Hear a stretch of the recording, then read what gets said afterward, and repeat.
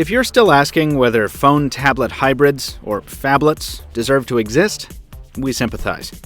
Pockets can only get so big, after all. But in our view, the more important question is, if you're a smartphone manufacturer, can you afford to ignore this category? Well, unless you're Apple, the answer for now is no. And that's why Nokia launched the Lumia 1520 just a few weeks ago. It's prodigious, it's powerful, and it's Windows Phone's only phablet to date. But is it worth buying? Let's see. I'm Michael Fisher, this is Pocketnow, and this is our video review of the Nokia Lumia 1520.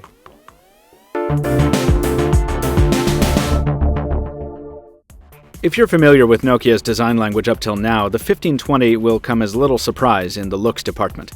It's basically an upscaling of the company's Lumia 925, one of Nokia's best-looking Windows phones to date. Considered alone, the 1520 doesn't particularly stand out at first. There's all the usual hallmarks of excellent but understated Nokia design, from the gently curved Gorilla Glass 2 to the ceramic buttons on our black unit here. It's only when you pick it up and put it alongside more common smartphones that the device's size truly hits you. And in that way, the 1520 is much more like the HTC One Max or Samsung's Galaxy Mega 6.3. Its huge size is a big part of its overall story. But the 1520 outpaces both of those devices on the spec sheet, landing closer to the Sony Xperia Z Ultra in terms of horsepower. A Qualcomm Snapdragon 800 sits at its core, a first for Windows Phone. And it powers another first. The 6-inch IPS display up front boasts 1080p resolution. This processor and display pair isn't insignificant. It's fast becoming the standard on flagship smartphones, and the 1520 is for now the only Windows Phone to live up to that standard. It's also the highest-end Nokia device to include a microSD card slot for storage expansion, a big deal for media hounds. So the 1520 is definitely the phone to get if you want the cutting edge of Microsoft's mobile offerings this holiday season. That cutting edge isn't quite so sharp in terms of software. We talked a bit about why that is in our recent After the Buzz re-review of the Lumia 925, so hop over to that episode after this review for our thoughts on how Windows Phone is aging. But the larger, higher-resolution display allows for the interface to spread out a lot more on the 1520. With a screen like this, Microsoft can finally deliver on the glanceability promise of the modern UI. Instead of scrolling around to find the tile you're looking for, the 1520 has enough room to display everything all at once. It's very convenient to have so much canvas to work with right on the front page. Still, we've dogged other plus-size smartphones for not doing enough to intelligently utilize their large screens, and the 1520 deserves the same rebuke. The start screen is really the only place Windows Phone takes advantage of this phone's hulking dimensions.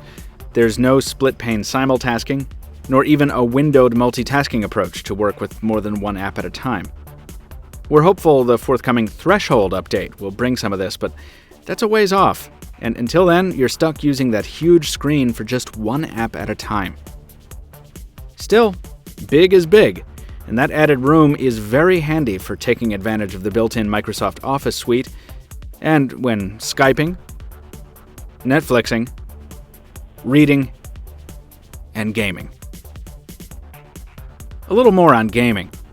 Though the Windows Store continues to lag behind its competitors in this arena, those games that are here play very well. Low-impact apps like Sparkle 2 and Rise of Glory, as well as high-demand titles like Asphalt 8, play with nary a hiccup on the 1520.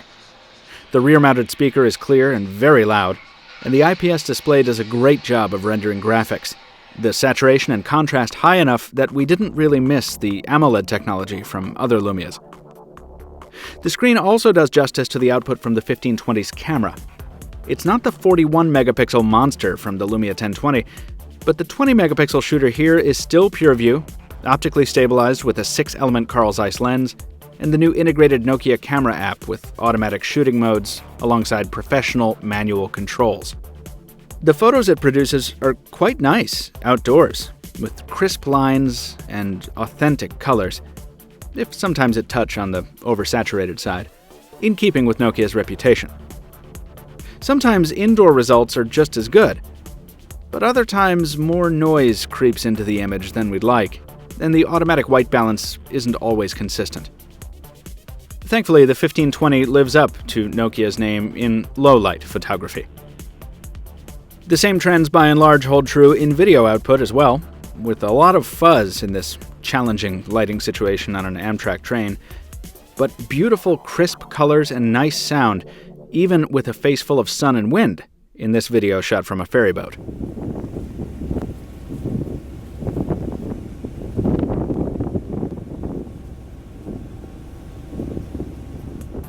You may have noticed a bit of wiggle in those videos because the 1520 just isn't as comfy to shoot with thanks to its size.